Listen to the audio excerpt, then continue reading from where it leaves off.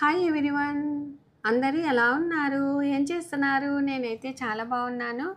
మీరు కూడా చాలా చాలా బాగుండాలని మనస్ఫూర్తిగా దేవుణ్ణి వేడుకుంటూ ఇవాల్టి రొటీన్ వ్లాగ్ షేర్ చేస్తున్నాను. ఇంకా ఇవాల్టి వీడియో వచ్చేసి టేస్టీగా ఉండేటటువంటి నోట్లో పెట్టుకుంటే కరిగిపోయేటటువంటి పొంగలి ఎలా తయారు చేసుకోవాలి, అలాగే వాటితో పాటుగా ఇన్‌స్టంట్‌గా వడ, అలాగే మా పిల్లలు వచ్చినప్పుడు మా ఇంటి వాతావరణం ఏంటి, ఎలా ఉంటుంది అనేది ఈ వీడియోలో షేర్ చేస్తున్నాను. సో, ఫస్ట్ అయితే పొంగలి చేయాలి అనుకుంటే మనము ఒక గంట ముందు ఇలాగా ఒక కప్పు బియ్యంని ఈ విధంగా నానబెట్టుకున్నాను. ఇంకా ఆ తర్వాత అత్తయ్యకి కాఫీ ఇచ్చేసానండి. మనము బియ్యంని బాగా నానబెట్టుకుంటేనే పొంగలి చాలా మితుగా ఉంటుంది. కొంతమంది ఏంటంటే పొంగల్‌కి రేషన్ బియ్యం వాడుతూ ఉంటారు. నేనైతే కర్నూలు సొన్న బియ్యం వాడానండి. ఇంకా ఆ తర్వాత మా వారు కూరగాయలన్నీ తీసుకొనొచ్చారు. ఈ నడుమ ఏంటంటే అత్తయ్య ఉదయాన్నే టిఫిన్ చేయట్లేదండి. కొంచెం లేట్‌గా తింటూ ఉన్నారనమాట. అయితే ఇంకా టైం ఎందుకు వేస్ట్ చేయాలి, ఎటు స్నానం చేశాను కదా అని చెప్పేసి ఉదయాన్నే పూజ చేసుకోవటానికని పైకి వచ్చేసాను. ఇవి వాటర్ లిల్లీ పూలంటారండి. ఈ పూలను పెట్టొచ్చో అయితే లేదో నాకు తెలీదు కానీ ఆ పూలన్నింటినీ కోసుకొనొచ్చి మాల కట్టేసుకున్నాను. ఇంకా లోపల దీపం పెట్టేసి బయట మామూలుగా తులసి కోట దగ్గర పెడతాం కదా, అట్ట పెట్టడానికి వచ్చేసరికి ఇలాగా మామూలుగా ఉడత రోజు ఆయిల్ అంటే ఈ నడుమ ఏంటంటే గాలి ఎక్కువగా పెడుతూ ఉంది కదా, దీపం ఊకినే కొండెక్కుతుందండి. సరే కొండెక్కిన తర్వాత ఆయిల్ ఎట్టిపోతుందని మేము గమనిస్తూ ఉన్నాం కానీ ఏమన్నా కింద పోతుందా లేకుంటే ఎట్లా అని అనుకుంటున్నాం కానీ రోజు ఉడత వచ్చి ఇలాగ ఆయిల్ని ఒత్తితో సహా తింటూ ఉందండి. అసలు సడన్‌గా నేను ఆశ్చర్యపోయాను. ఇది ఏంటి ఆయిల్ తాగడం ఏంటి? ఒత్తి తినడం ఏంటని అనిపించింది. ఇంకా ఆ తర్వాత ఇంట్లో అయితే పూజ ఇలాగా మా చెట్లకు పూసినటువంటి పూలతో ఇలాగ అలంకరించుకొని చాలా ప్రశాంతంగా పూజ చేసుకున్నాను. నిజమేనండి. ఉదయాన్నే పూజ చేసుకుంటే చాలా అంటే చాలా ప్రశాంతంగా ఉంటుంది. అందులో ఎంత పనో అయిపోయినట్టుగా ఉంటుంది కదా! సో, నాకైతే అలాగనే అనిపించిందనమాట ఈరోజు. ఇంకా ఆ తర్వాత ఒక కుక్కర్ గిన్నెలో ఒక గ్లాసు బియ్యంని నానబెట్టుకున్నాం కదా! ఆ తర్వాత ఇంకొక గ్లాసు కూడా పెసరపప్పును ఇలాగా నీట్‌గా బాగా వేయించుకొని కడిగేసి, ఆ తర్వాత నానబెట్టుకున్నటువంటి బియ్యంని వేసేసాను. సరికి సరి వేశానండి. ఒకటి బియ్యం అయితే ఒకటి పెసరపప్పు వేసేసాను. ఆ తర్వాత ఎసురు వచ్చేసి 1కి 5 లెక్క 10 గ్లాసుల నీళ్లు పోసేసాను. ఇంకా ఆ తర్వాత వీటిలో కొంచెంగా జీలకర్ర, అలాగే మిరియాలు, వాటితో పాటుగా కొంచెంగా పసుపు, అలాగే టేస్ట్‌కి తగ్గట్టు ఉప్పు, అలాగే పచ్చిమిర్చి కూడా ఈ విధంగా చీలికలు చేసి వేసేసాను. ఇంకా కొంచెం నెయ్యి వేశానండి. టేస్ట్ చాలా బావుంటుంది. ఇంకా ఆ తర్వాత పచ్చి కరివేపాకు కూడా వేశాను. పచ్చి కరివేపాకు వేయటం వల్ల మనకి నీళ్ళల్లో వాసన పట్టుకుంటుంది. టేస్ట్ కూడా చాలా బావుంటుందండి. ఇంకా ఇప్పుడైతే కుక్కర్ మూత పెట్టేసి ఆ తర్వాత 3 విజిల్స్ రానిస్తే సరిపోతుంది. ఇంకా మా ఇంట్లో ఎక్కువగా స్నాక్ ఐటెమ్ అంటే ఏవి పెద్దగా చేసుకోమండి. ఎక్కువ శాతము ఇలాగా పల్లీలు వేయించుకొని చేసుకుంటూ ఉంటాను. సో, పల్లీలను వేయించుకున్న తర్వాత మనం అక్కడ ఇక్కడ చెరిగితే పొట్టంతా పోతాది. అందులో సింకులో గూడా చెరిగితే మనకి అడ్డం పడతాదండి. కాబట్టి ఈ విధంగా ఒక జాలిగంటను తీసుకొని ఈ విధంగా అనేసి ఒక బౌల్‌లో పోసేసుకున్నాను. చూడండి పొట్టంతా ఎంత వచ్చింది కదా! మెయిన్ ఏంటంటే ఉదయాన్నే నేను కాఫీలోకి కొంచెం తినడము, అత్తయ్య ఊకే ఉన్నప్పుడు కొంచెం తినడము అలాగా చేస్తూ ఉంటారు. ఇంకా పొంగలిలోకి చట్నీ అండి. మామూలుగా అందరం చేసేదే కదా! పచ్చి కొబ్బెర, అలాగే పచ్చిమిర్చి, జీలకర్ర, కొంచెం చింతపండు, ఇలాగ పల్లీలు, పుట్నాలు వేసేసి, కొంచెం ఉప్పు వేసేసి, ఈ విధంగా మిక్సీ పట్టిన తర్వాత, కొంచెం కొత్తిమీర వేసేసి, ఈ విధంగా తగినంత నీళ్లు పోసేసి మిక్సీ పట్టేశాను. అంతలోపల ఇక్కడ చూడండి అత్తయ్య, మనం ఇలాగ వేయించి పెట్టామనుకో, ఎవరికి కావాలంటే వాళ్ళు కొంచెం బెల్లము, అలాగే పల్లీలు తీసుకొని ఇలాగ తింటూ ఉంటారు. నిజంగా చాలా అంటే చాలా మంచిదండి. ఇంకా ఆ తర్వాత చట్నీ రెడీ అయిపోయింది. అలాగే పోపు పెట్టేశాను. ఇంకా ఆ తర్వాత పొంగలిలోకొచ్చేసి ఈ విధంగా కొంచెంగా మిరియాలు, జీలకర్ర వేసేసి కచ్చాపచ్చాగా ఇలాగ దంచేశాను. ఇంకా ఆ తర్వాత ఇక్కడ 3 విజిల్స్ వచ్చేసాయి. చూడండి ఇక్కడేంటంటే వీటిలోకి పోపు వేసుకుంటూ ఉన్నాను. కొంచెం నెయ్యి, కొంచెం నూనె వేసుకున్నామనుకో చాలా బావుంటుందనమాట. సో, ఇంకా ఆ తర్వాత మనము సన్నగా కట్ చేసుకున్నటువంటి అల్లం ముక్కలైతేనేమి, పచ్చిమిర్చి ముక్కలైతేనేమి, ఒట్టిమిరపకాయలు, అలాగే కరివేపాకు వేసేసాను. ఇంకా ఇలాగ వేసిన తర్వాత మనము ఎప్పుడైనా కూడా పోపు అనేది బాగా వేయించుకుంటేనే వేటిలోకైనా కూడా చాలా రుచికరంగా ఉంటాయన్నమాట, ఏ వంటలైనా కూడా. కాబట్టి కొంచెంగా జీడిపప్పు కూడా వేసేసి కొంచెం దోరగా వేగిన తర్వాత ఇలాగా మనము కచ్చా పచ్చగా దంచినటువంటి జీలకర్ర మిరియాల పొడి వేసేసాను. కొంచెం ఇంగువ పెట్టుకొని ఇలాగ పొంగలిలోకి వేసేసానండి. ఇది వేసే క్లిప్పు మిస్ అయిందనమాట. సో నేను చెప్పినట్టుగా పర్ఫెక్ట్గా 1కి 5 లెక్క ఎసురు పోసేసుకొని ఇలాగా చేసుకున్నామనుకో చాలా స్మూత్గా నోట్లో పెట్టుకుంటే కరిగిపోయేటట్టుగా ఉంటుంది. అలాగే మనకు కొంచెం లేట్ అయినా కూడా పొంగల్ అనేది గట్టిగా కాదండి. సో తప్పకుండా ట్రై చేయండి. ఇంకా ఆ తర్వాత మా చిన్నమ్మాయి వచ్చిందండి. సరే అని చెప్పేసి కొంచెం కాంబినేషన్ వంటలు చేస్తే బాగుంటుందని చెప్పేసి అప్పటికప్పుడు ఇన్స్టెంట్గా వడ చేస్తూ ఉన్నాను. అయితే ఒక 2 కప్పుల బొరుగులు తీసుకున్నానండి. ఇంకా బొరుగులు తీసుకున్న తర్వాత వాటిలో మునిగేంత వరకు నీళ్లు పోసేసి కొంచెం పూర్తిగా మెత్తబడేంత వరకు ఉండకుండా 80% వరకే నానిన తర్వాత ఇలాగ గట్టిగా పిండి ఇలాగా బౌల్లో వేసేసుకోవాలి. ఇంకా ఆ తర్వాత వీటిలోకి ఒక పెద్ద ఆలుని తీసుకొని ఈ విధంగా పీల్ తీసేసి ఇలాగా తురుముతూ ఉన్నాను. మొత్తం ఇలాగా తురిమేసానండి. ఈ విధంగా మనము పూర్తిగా నానబెట్టుకున్నామనుకో బొరుగులు కొంచెం లూజ్గా అయినట్టుగా ఉంటుందన్నమాట. కాబట్టి 80% వరకే నానబెట్టుకోవాలి. ఇంకా ఆ తర్వాత వీటిలోకి సన్నగా కట్ చేసుకున్నటువంటి కొత్తిమీర, కరివేపాకు, అల్లం ముక్కలు, జీలకర్ర, పచ్చిమిర్చి ముక్కలు, అలాగే ఆనియన్స్ ఈ విధంగా అన్నీ సన్నగా కట్ చేసి వేసేసాను. ఇంకా ఇప్పుడు వీటిని నేను వీడియోలో చూపించిన విధంగా ఇలాగ బాగా కలుపుకోవాలన్నమాట. ఇంకా ఆ తర్వాత వీటిలోకి ఒక పావు కప్పు వచ్చేసి శనగపిండి, అలాగే ఒక పావు కప్పు బియ్యపిండి వేసేసి మనకు తగినంత ఉప్పు, కారము, అలాగే కొంచెం వంట సోడా వేసేసి ఈ విధంగా బాగా కలుపుకోవాలి. ఇంకా ఇప్పుడు కలుపుకున్న తర్వాత వీటిలోకి నీళ్లు కూడా చాలా కొంచెం వేసుకోవాలండి. మీరు నీళ్ళకు బదులు పెరుగు నీళ్లు కూడా వేసుకున్నా సరిపోతుంది. నేనైతే పెరుగు వేయలేదన్నమాట. చూసారా ఈ విధంగా మనం వడ చేసుకోవటానికి ఇలాగ కన్సిస్టెన్సీ ఉండేలాగా ఇలాగ చూసుకోవాలి. పూర్తి లూజ్గా ఉండకూడదు, పూర్తి గట్టిగా ఉండకూడదు, ఇలాగ ఉండేటట్టు చూసుకోవాలి. అలాగే బాగా రౌండ్గా అనుకొని ఈ విధంగా చుట్టూరు చీలికలు లేకుండా ఇలాగా మధ్యలో రంధ్రం పెట్టేసి ఈ విధంగా అన్నీ చేసి పెట్టుకుంటున్నాను. చూడండి మనము ఇలాగ కలుపుకున్నప్పుడు కూడా గట్టిగా ఒత్తినట్టుగా అనకుండా జస్ట్ ఊకే అట్లాగా ప్రెస్ చేసేసి ఇలాగ చేసుకోవాలి. మనకు మెయిన్గా ఇలాగ వర్షాకాలంలో ఇలాగ స్నాక్స్ చేసుకున్నామనుకో చాలా అంటే చాలా బాగుంటాయి. అలాగే మన ఇంటికి ఎవరైనా చుట్టాలు వచ్చినప్పుడు సడన్గా ఇప్పుడు చూడండి నేను పొంగలి చేశాను, మా అమ్మాయి వచ్చింది, వడ చేయలేదు. మనం వడ చేయాలి అంటే నానబెట్టుకోవాలి, రుబ్బాలి, ఇదంతా పని లేకుండా ఈ విధంగా అప్పటికప్పుడు ఇన్స్టెంట్గా వడ చేసి పెట్టామనుకో పిల్లలు హ్యాపీగా తింటారు, సంతోషంగా కూడా ఒక ముద్ద ఎక్కువగా తింటారండి. కాబట్టి ఈరోజు ఇలాగా చేస్తూ ఉన్నాను.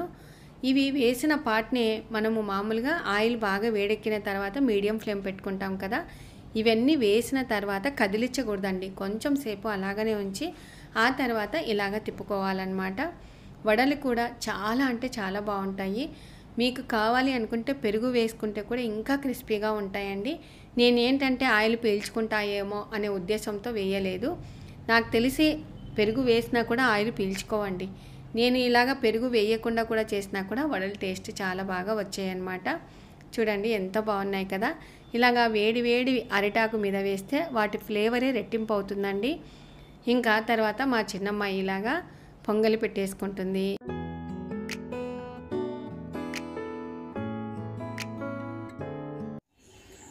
లీటర్లు తాగుతున్నాను ఫ్రెండ్స్. లీటర్లు తాగుతున్నారా? మీరు అలా తాగకండి. అంతేలే.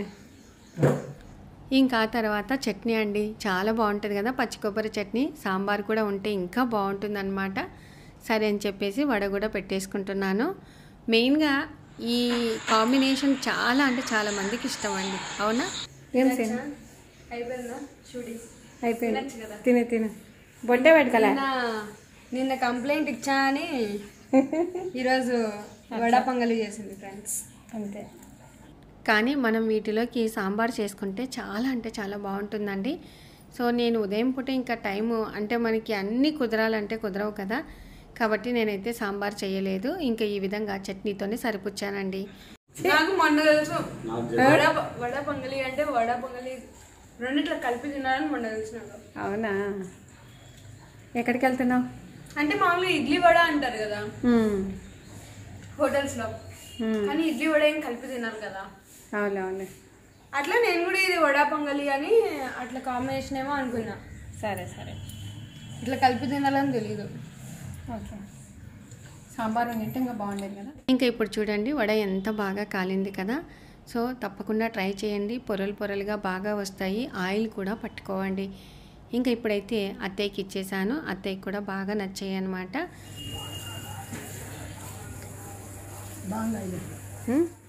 మెయిన్ ఏంటంటే అత్తయ్య సపరేట్గా తింటారండి, పొంగలి వడ అలా కలుపుకొని తిన్నారనమాట.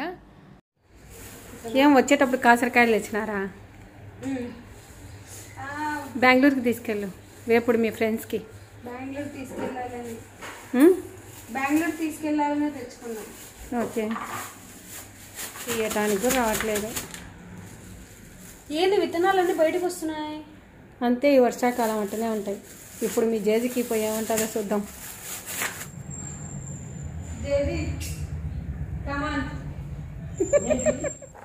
నేమో నువ్వు చేస్తావని తీసుకొని వచ్చా. తీసుకొచ్చినావులే నీళ్ళు. చెప్పిన నేను అయితే తినద్దా ఇంకా ఈ కాలం? ఎట్లయినా నువ్వే చేయాల్సిందే. సుంతలే కాసిపోతుంది నాకు.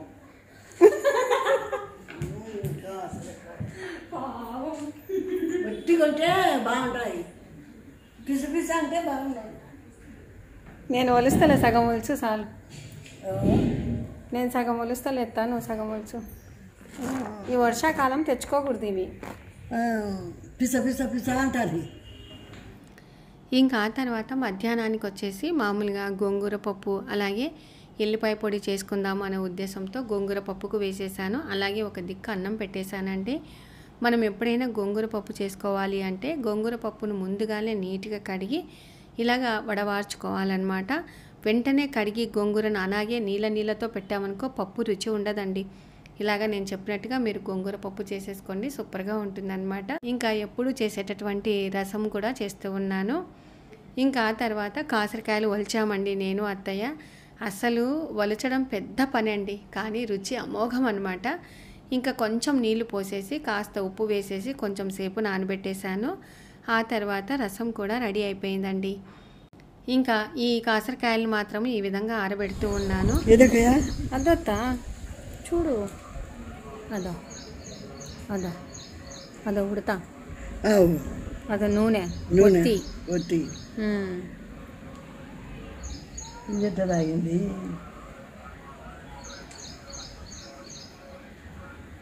నీట్గా మొత్తం తాగేసింది. నిన్న గాలి పెట్టినప్పుడు కొండెక్కిన దీపము అదో ఒత్తి కూడా తింటుంది చూడు.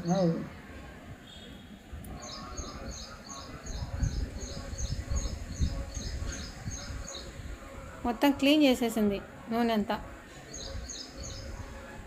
ఇంకా ఆ తర్వాత ఎల్లిపాయలు అండి. మామూలుగా ఎల్లిపాయలు చాలా కష్టం కదా ఒలుచుకోవడం, అందులో ఈ కాలంలో ఏంటంటే ఇంకా పచ్చిగా ఉంటాయని చెప్పేసి మొన్నని ఈ విధంగా చాకుతో ఇలాగనేసి ఈజీగా ఒలుచుకుంటూ ఉంటాను.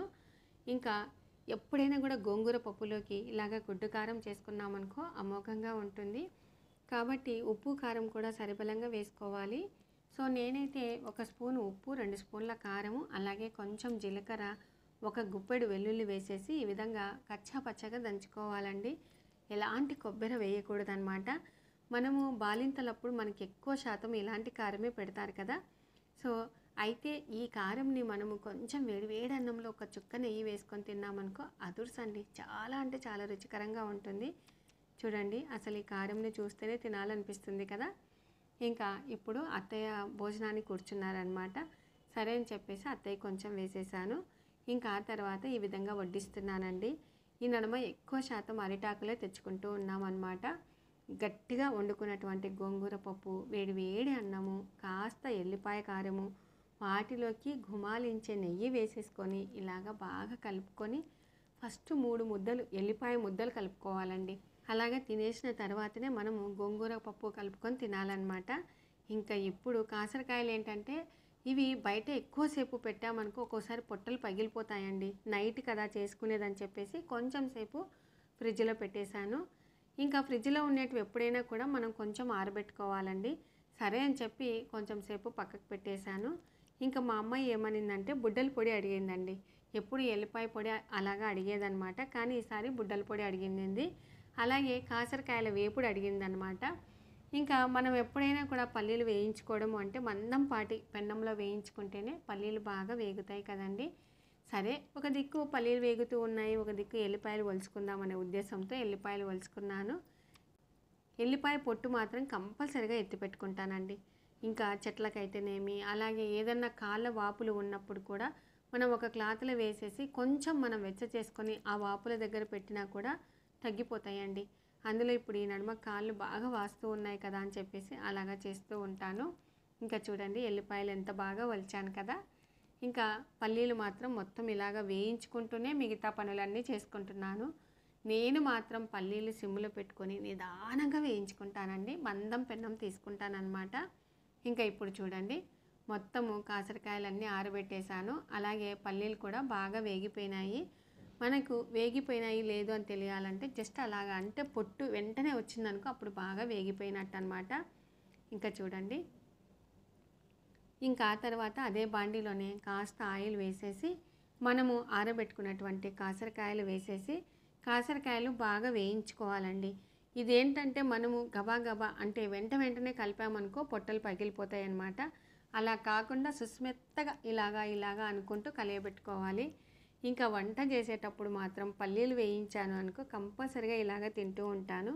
నాలాగా అలవాటు ఎంతమందికి ఉంది అనేది కూడా తప్పకుండా కామెంట్ చేయండి. ఇంకా ఆ తర్వాత కాసరకాయలు బాగా వేగిపోతున్నాయి అన్నమాట. మనకు 80% వేగిన తర్వాత ఇలాగా మనము కచ్చా పచ్చగా వెల్లుల్లిని దంచి అందులో వేసేసుకుంటే ఆ ఫ్లేవర్ అనేది చాలా బాగా పట్టుకుంటుంది. అలాగే మనకు ఎల్లిపాయ పొడి వేసాము అంటే మంచి భలే బాగుంటుందండి. ఈసారి ఒక్కసారి ఇలాగ ట్రై చేసి చూడండి. ఇంకా ఆ తర్వాత కొంచెంగా ఉప్పు పసుపు వేసేసాను. ఇంకా ఇలాగ కలుపుతూ ఉన్నాను కదా. వీటిలోకి మనము ఎల్లిపాయ పొడి చేసుకోవాలి కదా అని చెప్పేసి ఒక 2 స్పూన్ల కొబ్బరి పొడి, ఎండు కొబ్బరి పొడి, అలాగే తగినంత ఉప్పు కారం వేసేసి ఈ విధంగా దంచుకుంటున్నాను.